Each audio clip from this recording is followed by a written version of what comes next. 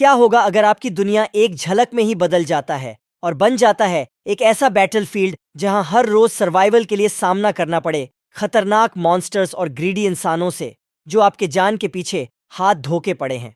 चलिए डाइव करते हैं एक ऐसी स्टोरी में जहां हम विटनेस होने वाले हैं कैसे एक नॉर्मल यूनिवर्सिटी में पढ़ने वाला लड़का बन जाता है सुपर पावरफुल नेक्रोमैंसर में जिसके पास है अनडेड्स को समन करने का ताकत। मेरा नाम है चाक्रा। आप देख रहे हैं manhwa monarch. So let's dive into this wonderful story arc. कहानी शुरू होता है एक नॉर्मल डे से जहां एक बिजी रोड, ट्रैफिक्स और बस में झूलते हुए लोग दिखाया जाता है। जिस बस में लोग उठने के लिए एक दूसरे को पुश करना शुरू करते हैं, तभी हम देखते हैं बस एक यूनिवर्सिटी के सामने रुकता है और बस से उतरता है हमारे protagonist a the main character of the story Sungwoo. उतरते ही वो हंसने लगता है और सोचता है अगर कॉलेज के फर्स्ट ईयर में ही इतना तकलीफ सहना पड़े तो उसको यूनिवर्सिटी क्विट करना पड़ेगा। संगवू ये सब सोच ही रहा था, तभी एंट्री होता है हमारे दूसरे मेन कैरेक्टर हनहो का, जो संगवू को ये कहता है कि एक फॉर्मर स्पेशल फोर्सेस का डिस्चार्ज सर्जेंट को ये सब कहना शोभा नहीं देता।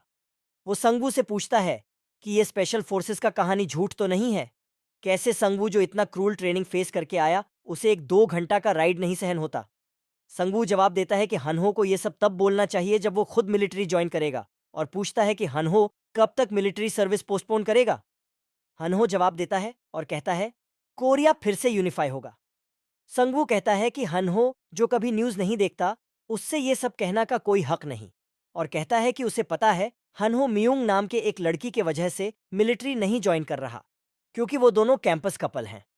दोनों अपने क्लास में जा रहे होते हैं, तभी हनहो को आसमान में कुछ नंबर्स दिखते हैं, इसीलिए वो संगवू को कहता है आसमान की तरफ देखने के लिए, लेकिन संगवू को कुछ नहीं दिखता और वो मजाक में बोलता है हनहो क्या तुम्हें आसमान में मियुंग का चेहरा दिख रहा है। संगवू हनहो से ये सब मजाक कर रहा होता है और हनहो कहता है नहीं, आसमान में कुछ 99% लिख के आ रहा था जो 100% होने ही वाला था। संगवू हनहो का बात टाल के कहता है ज्यादा वीडियो गेम्स खेलने का असर हुआ है हनहो को, जिसके लिए उसे रियलिटी और वीडियो गेम्स में फर्क नहीं आ रहा। ये सब कह के वो अपने अपने क्लास चले आते हैं क्योंकि संगवू को प्रोफेसर किम के क्लास में लेट नहीं होना था। सीन कट होता है और हम देखते हैं संगवू अपने बाकी क्लासमेट्स के साथ बैठ के क्लास कर रहा होता है और सोच रहा है कि काश वो कॉफ़ी ले लिया होता क्लास के पहले, क्योंकि अब उसको नींद आ रहा होता है।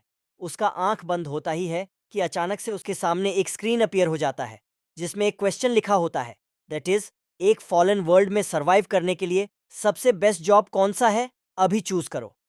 ये देखकर कुछ मोमेंट के लिए संगवू बहुत ज्यादा घबरा जाता है, उसे कुछ समझ नहीं आता। इतने में ही पूरा क्लास ब्लैकआउट हो जाता है और चारों तरफ अंधेरा हो जाता है और पूरे क्लास में कैओस मच जाता है और सब पैनिक करने लगते हैं।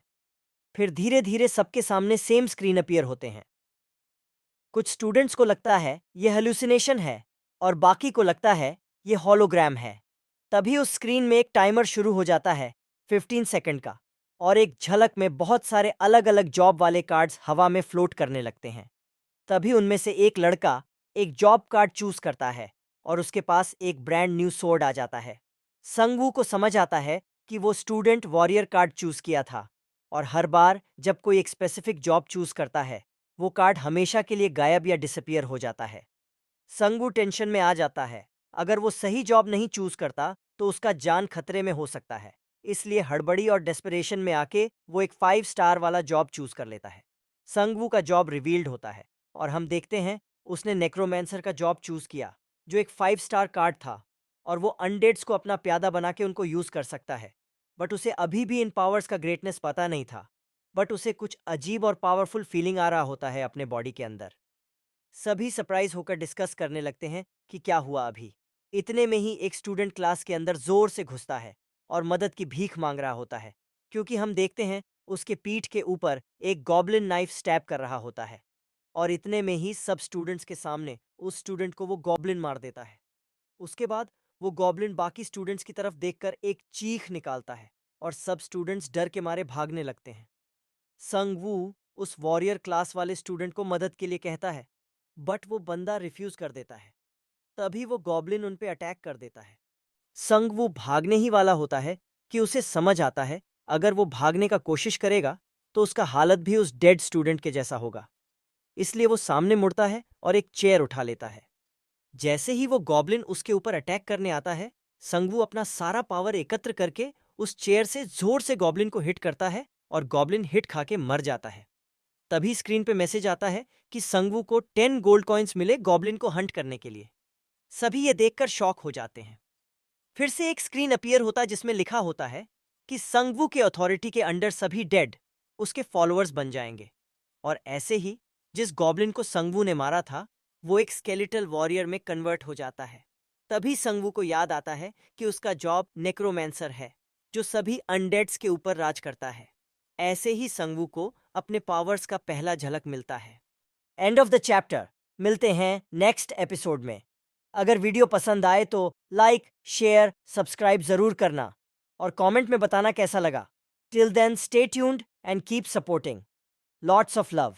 बाय।